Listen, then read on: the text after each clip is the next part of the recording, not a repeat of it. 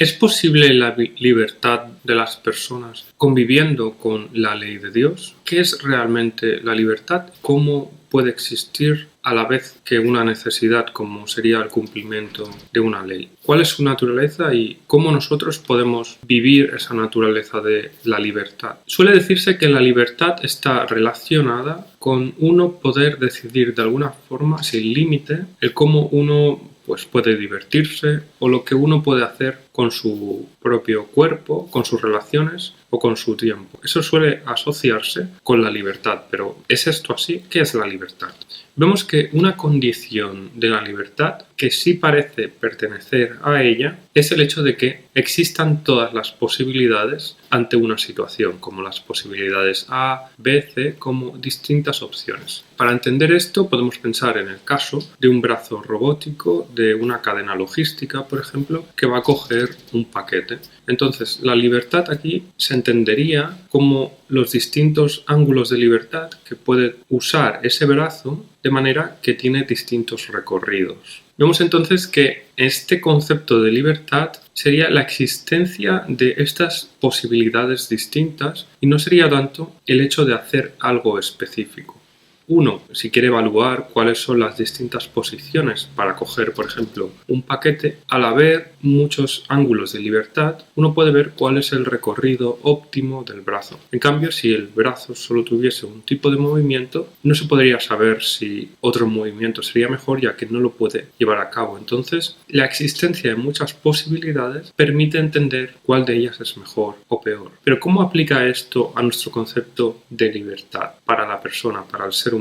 Vamos a ver esto con tres parábolas: la parábola del hijo pródigo, la parábola de la mujer adulta y la parábola del fariseo y el publicano, comparadas con la crucifixión de Jesús, y veremos cómo los actos de Jesús suponen una forma de libertad y quizás los actos de las personas en esas tres parábolas suponen una forma de libertad, pero esa forma de libertad se puede evidenciar que no tiene valor en sí por el hecho de llevarla a cabo, que es lo que se quiere decir a veces cuando uno dice el valor de la libertad está en el hecho de hacer algo, por ejemplo con mi tiempo o con mis relaciones, en vez de pensar que quizás la libertad existe más bien en que se den las posibilidades y no en el hecho de llevarlo a cabo. Así bien, en la parábola del hijo pródigo, en general, vemos que él toma la herencia de su padre y lo malgasta de alguna forma viviendo de forma perdida. Entonces podemos pensar que el hijo pródigo se creía a sí mismo libre de poder tomar el dinero y un poco hacer lo que él quisiese, ¿no? Vamos a comparar esto con el caso de Jesús cuando él toma la cruz. De alguna forma Jesús está cogiendo la herencia del Padre y lleva el proceso de asumir la cruz. Aquí se dice en Juan 19, y él cargando su cruz salió al lugar llamado Calavera y allí le crucificaron. En este ejemplo vemos que Jesús, al tomar la cruz, de hecho, está seleccionando una de las opciones, ya que también se nos dice que él dice: ¿acaso piensas que no puedo ahora orar a mi Padre y que él no me daría más de 12 legiones de ángeles?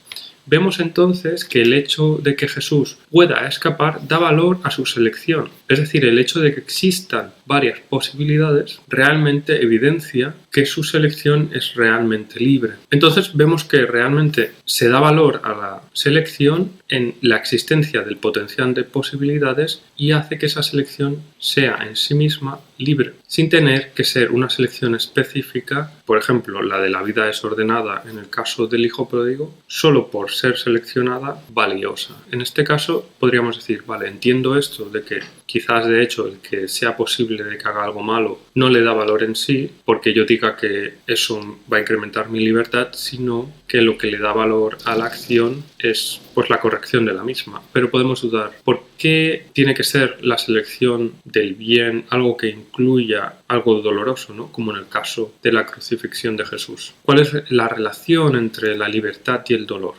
Para esto vamos a ver la parábola del fariseo y del publicano. En términos generales lo que vemos es que el fariseo está orgulloso de su virtud y el publicano siente dolor por su pecado. Entonces la selección libre del fariseo es que él, cuando lleva a cabo la oración, sostiene un corazón, digamos, de orgullo. Esto vamos a verlo contestado con el caso de Jesús en la crucifixión cuando se le introduce la lanza. Entonces se nos dice en Juan 19 que el costado de Jesús fue traspasado. Sobre eso se suele decir que la lanza tocó el corazón de Jesús. Con esto se está simbolizando que el dolor mismo de Jesús en todo este proceso es un dolor del corazón. Y de hecho, en el proceso de la parábola del publicano y del fariseo, el publicano actúa con un dolor al orar desde el corazón. Vemos entonces que la acción libre se configura cuando es una acción verdadera, honesta, por lo tanto que surge del corazón. Ante ello diríamos, puedo entender esto también de que la libertad tenga que ver con el camino seleccionado que viene del corazón, pero ¿por qué esto está relacionado con lo que se entiende como la ley de Dios? ¿Qué tiene que ver el cumplimiento de la ley con la libertad?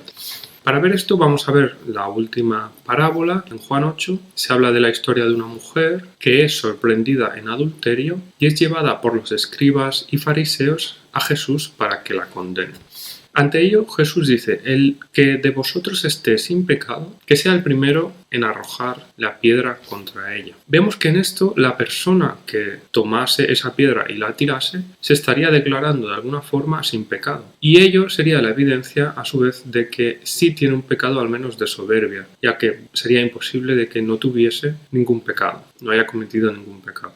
Entonces vemos que aquí se da un ejemplo de qué sería la ley. La ley no sería tanto una forma seca como un reglamento que se tiene que seguir, sino que es una forma de reconciliación, de entrar a conocer el corazón de Dios y de entrar a uno estar en amistad con Él. Esto es justamente la reflexión que está aquí dando Jesús sobre aquel que no ha cometido ningún pecado. El ejemplo sería, en el caso de la crucifixión de Jesús, cuando María decide estar junto a Jesús en la cruz. Puede esto percibirse como un acto sin importancia. Sin embargo, es relevante en el sentido de ver cómo una decisión libre tiene una repercusión muy fuerte con respecto a cómo está afectando a los demás y en concreto a cómo está afectando a Dios.